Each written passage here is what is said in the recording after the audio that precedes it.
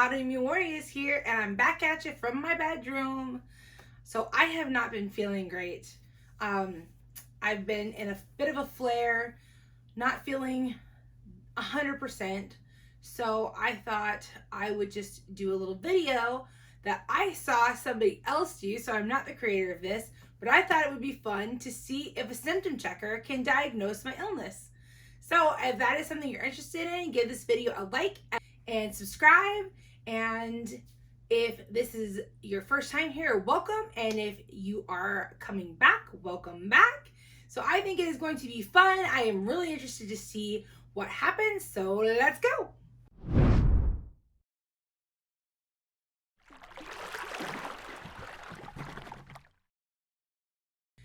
So yeah, today, like I said, we are going to be seeing if a symptom checker can diagnose my illness, or at least point me in an actual helpful direction. I don't know about you guys, but when I was first ill, when I first started to not feel well, I went to WebMD like a lot of people do.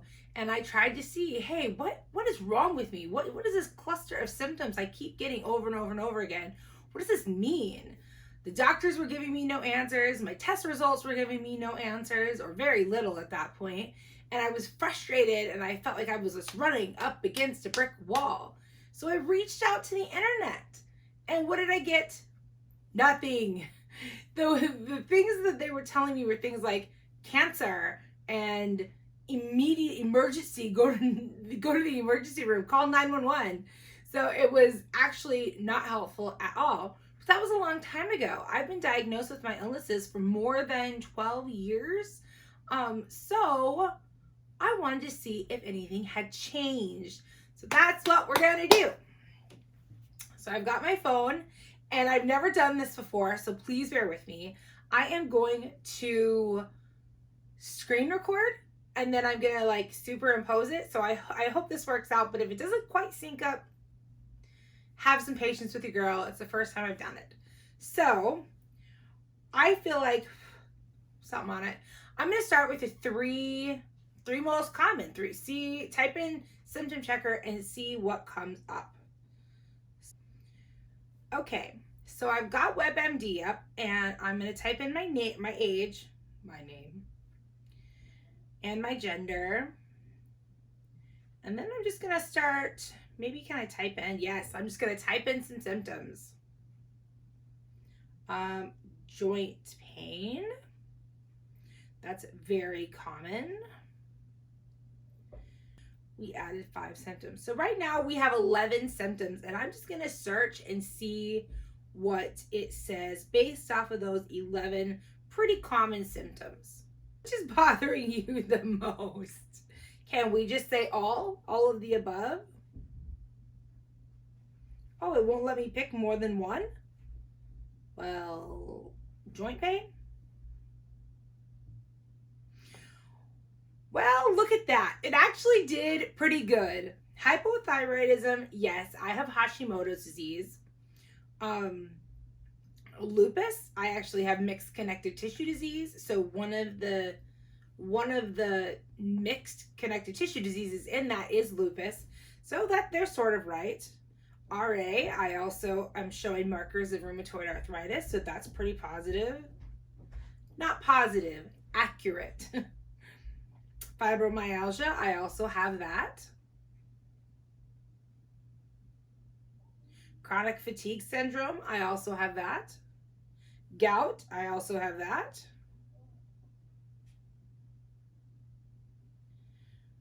Well, it actually didn't do too bad.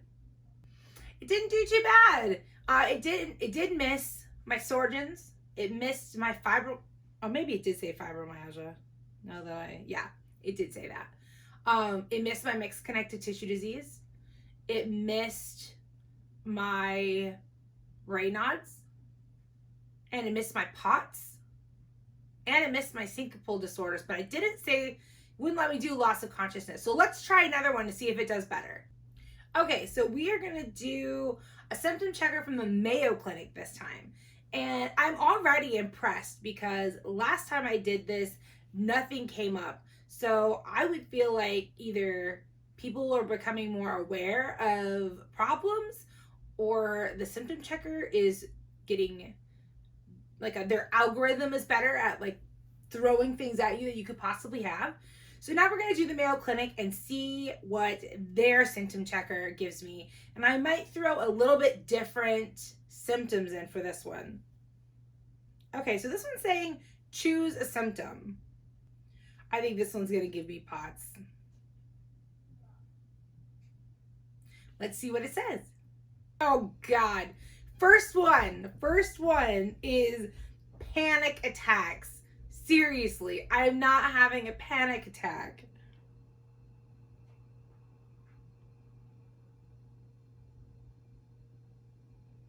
Okay, they're close here on orthostatic hypertension.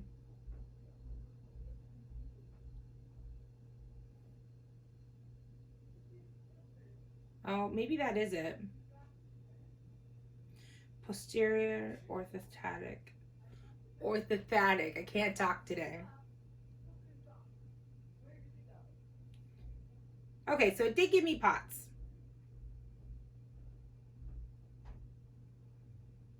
Orthostatic acute. I think this is like what you have right before POTS.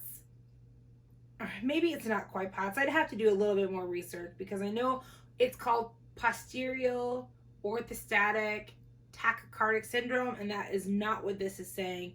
This is just saying orthostatic hypotension, which is really close, but it's not it. So I would say that they also said I could possibly be having a stroke or an ear infection or a panic attack or a migraine or carbon monoxide poisoning. Like, this one's all over the place. So I'm going to go to our third symptom tracker because this one did not seem that helpful. Do one from Healthline. Symptom. We're going to say dizziness. No, I don't want to subscribe. Why won't they let me do more than one? Okay, let's do loss of consciousness. Yes.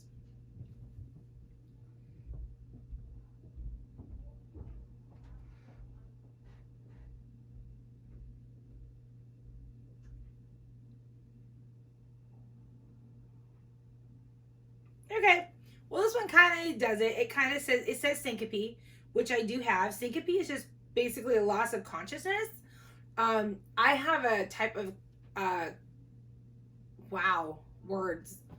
I have a type of syncope where it's called vasovagal syncope, and it's where my vagus nerve gets overstimulated and it basically fires in unnatural times, and boop, I pass out. They don't really know why this happens. They just know that it does happen. So it does say syncope on here, but it also says things like seizure, and then dehydration, and heart rhythms, problems with heart rhythm, hyperventilation. You know, I would have to give this to WebMD. WebMD came up with some really great options for the types of symptoms that I was able to put in. They let me do multiple symptoms, and I could have done more. I could have really narrowed it down. It's so frustrating when you go to the doctors and they tell you that your labs are normal. Raise your hand for every time you felt like crap and a doctor tells you your labs are normal. Well, something's wrong with me. Tell me, doctor. So we go searching on the internet to find some answers. I don't recommend trying to diagnose yourself.